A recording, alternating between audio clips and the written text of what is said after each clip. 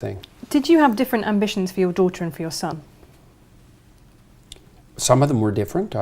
I encouraged my daughter in her desire to be a mother, which is not something I did with my son. Did you encourage him in his desire to be a father? Absolutely. Right, so you encourage both of them to be a parent? Right, but those are different. Yeah, I believe. And yeah, I mean, and in some sense, I think it's harder for young women because, of course, the problem of integrating family with career is a more complex problem for women to solve. So, and I spent a lot of time talking to her about how she might solve that. I wouldn't say that we came up with anything that was spectacularly original or successful, but I at least let her know that whatever pathway she chose was fine with me as long as she was being honest with herself about what it was that she wanted. But also that, I'm not a fan of the idea that the most fundamental orientation that a person is likely to have in their life is career. I don't believe that's true for most people. I certainly don't believe it's true for most women. And I think the evidence supports that claim quite straightforwardly. So, however, it is the only thing that you get paid for under capitalism.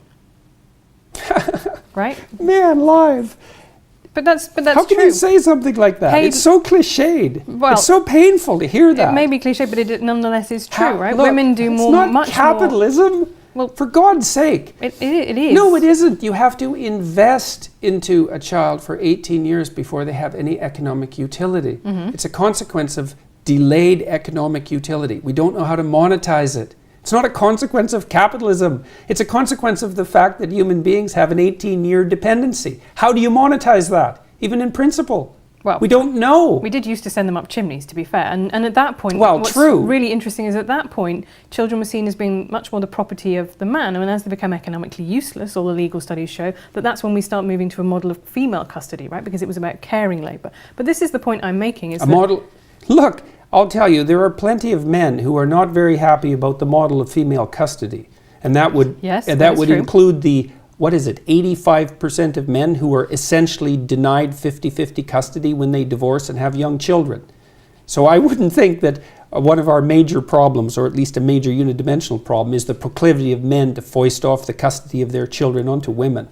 There's certainly another side of that argument. There is, and I do think that actually a lot of anger has been generated by the way we have in Britain anyway, or England and Wales, we have an adversarial fault-based divorce system, and that's something that's changing. But what it does is encourage people to come in on day one and say, if you want to get divorced, you're going to have to make out a case that the other person has been a bastard. It doesn't matter, because if you move to a non-fault-based divorce system, then all that happens is the fault shifts to who should get custody.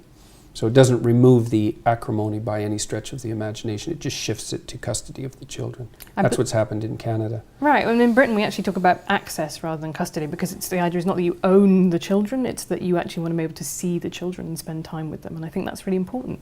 But fault-based divorce is something that increases the chances of couples having a bad divorce, right? That's the problem, is it sets people against each other from the start. They have to go into court and contest that the other person has done something wrong, which is not a great base on which to start then an argument about what you're going to settle. You think people should be encouraged to divorce even if no one's done anything wrong? No, I think that having to prove that in a court of law is not something that is going to lead you to a better arbitration about settling money and settling access to children.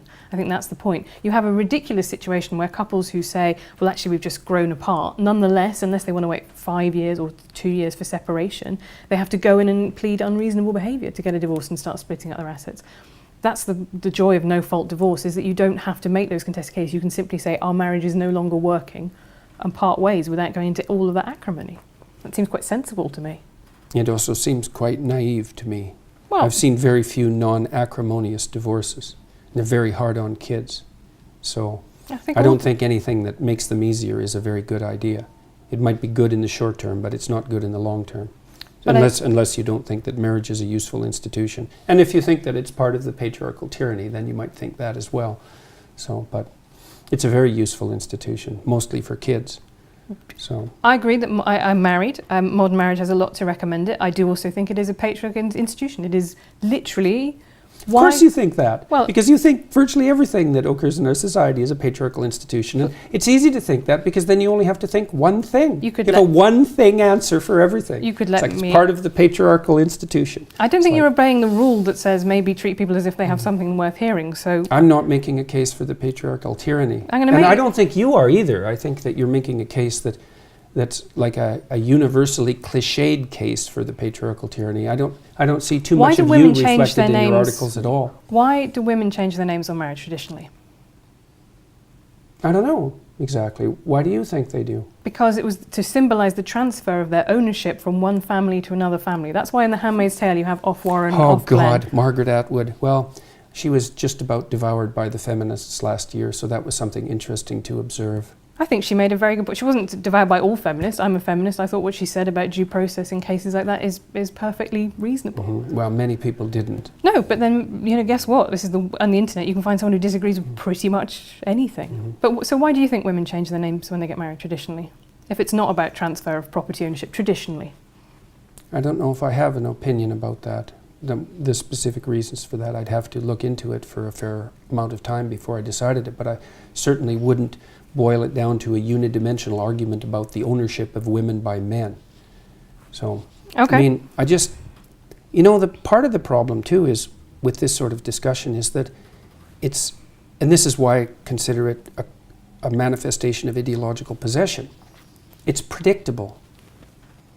Well, that's what... knowing your stance on... But having a coherent ideology does mean that it is predictable because you don't need an ideology. It is one logical thing that flows from another and all those pieces tessellate together. So what I find very interesting about your thinking, I find it quite slightly baffling, is that I don't really see how all the pieces fit together. You say that you're not, you believe in God, but there's a lot of emphasis about going back to... No, I actually say I act as if God exists. Right. But, which is actually my definition of belief.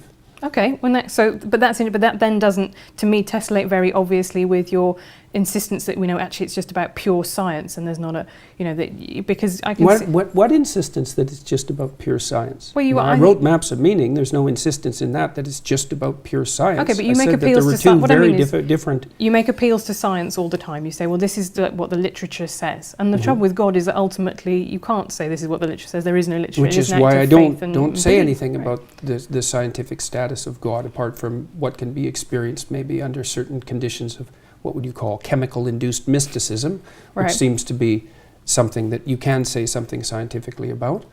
But I see that there's two different realms, right? There's a realm of values and a realm of facts. And in the realm of facts, science reigns supreme. But it doesn't in the realm of values. You have to look elsewhere. That was what the humanities were for, before they got, what would you say, hijacked by ideologues. And the idea that something should be consistent. You were talking about the necessity for consistency in ideology. It's like, I'm not hearing what you think. I'm hearing how you're able to represent the ideology you were taught. And it's not that interesting because I don't know anything about you. I could replace you with someone else who thinks the same way. And that means you're not here. That's what it means. It's not pleasant. So you're not integrating the specifics of your personal experience with what you've been taught to synthesize something that's genuine and surprising and engaging in a narrative sense as a consequence. And that's the pathology of ideological possession. It's not good. And it's not good that I know where you stand on things once I know a few things. It's like, why have a conversation? I already know where you stand on things. I bet you don't know where I stand on all things. I would hope that was true.